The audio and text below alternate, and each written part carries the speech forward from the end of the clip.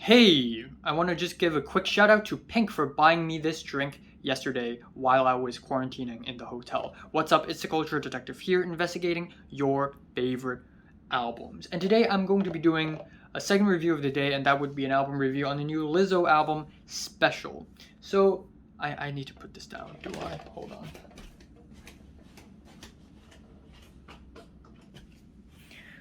So Lizzo is a singer-songwriter from the US of A, and this is her new album. And not too long ago, I reviewed her album "Cause I Love You," which is a surprisingly solid album where rap, pop, R&B, and soul come together to form a lot of catchy hits. Lizzo is clearly a very talented person, and her positivity just shines through the music. But it is after that when a lot of people are thinking, maybe she is too positive, toxic positivity. Now, is that true? We'll find out in the album Special. Now, the album starts off with The Sign, which is an upbeat, bombastic opening track, and yeah, it's just full of sunshine. It's full of positive energy. It's really upfront and yes, and yeah, right off the bat, I can already feel that Lizzo is basically embracing this. Oh yes, I'm a really positive woman. I'm really happy, and I need to make it really, really apparent through my music. And maybe that's one of the reasons why this album and this track in particular just feels a bit showy and clickbaity. And also the chorus of this track is a little stiff with the vocal layers. Next up, we have the track About Damn Time with the throwback disco pop style. Instrumentally, it's just okay, it's nothing all that special, but I would have to say that Lizzo's vocal performance is really awesome on this track. That is followed with the track Girls, which is a track that is Beastie Boys interpolation. And this is also easily the worst track on the entire album, in my opinion, because not only are the performances stiff and the hooks are awkward, but the lyrics are also kind of weird. The whole track just comes off very messy, and it's easily the worst. Like it just like stands out like a sore thumb. Then we have To Be Loved, which is a love song, which is nice, and we have the 80s aesthetic, but the 80s aesthetic is already super overused at this point. Like, it is 2022. The whole 80s revivalist era is kind of over already. And the song overall is just kind of forgettable. And then that is followed with I Love You Bitch, which is a very basic synth pop track, but I think the biggest gripe I have with the song is that it is very clickbaity. Yes, so it's a thing in this album where a track would be, clickbaity. Like, you see the title of this track and you're like, what? I love you, bitch? Like, what is this track gonna sound like? So you click on it and listen to it, and the chorus is literally, I love you, bitch, I love you, bitch. And it just feels quirky for the sake of quirky. Next up, we have Special, which is a simple alternative R&B track with simple beats and horns. Instrumentally, it's nothing all that crazy, but I like how it keeps it simple. It doesn't try anything fancy. And the following track, Break Up Twice, is a really solid track with some nice soul melodies. Lizzo works really well on an instrumental like this.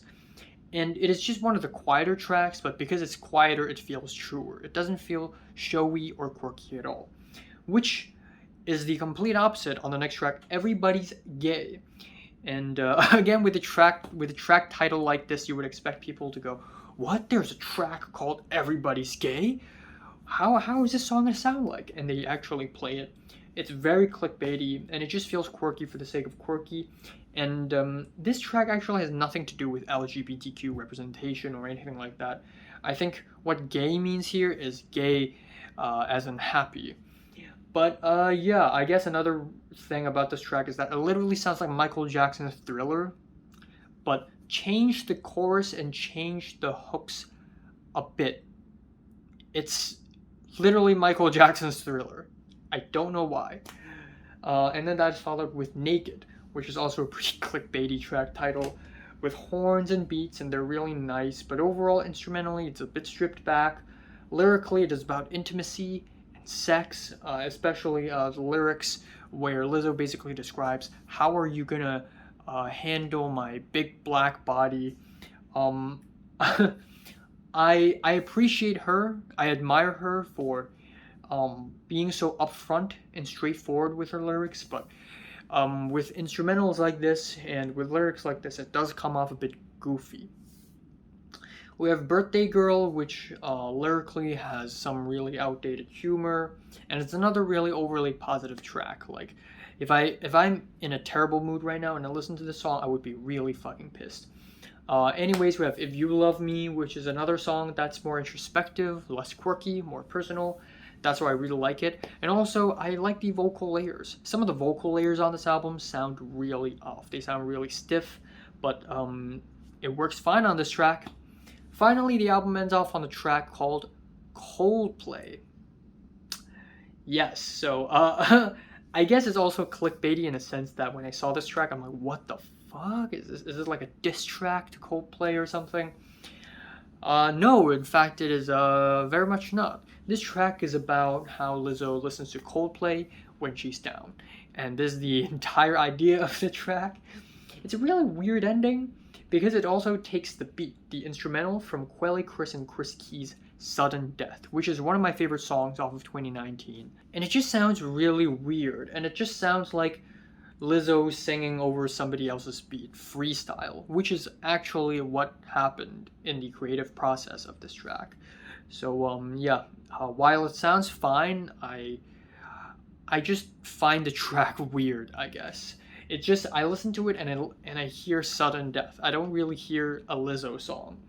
So yeah, at the end, I think this is a pretty weak album. There are a lot of tracks here that just don't really work out all that much. There are some highlights certainly, but overall it's just kind of a mediocre album.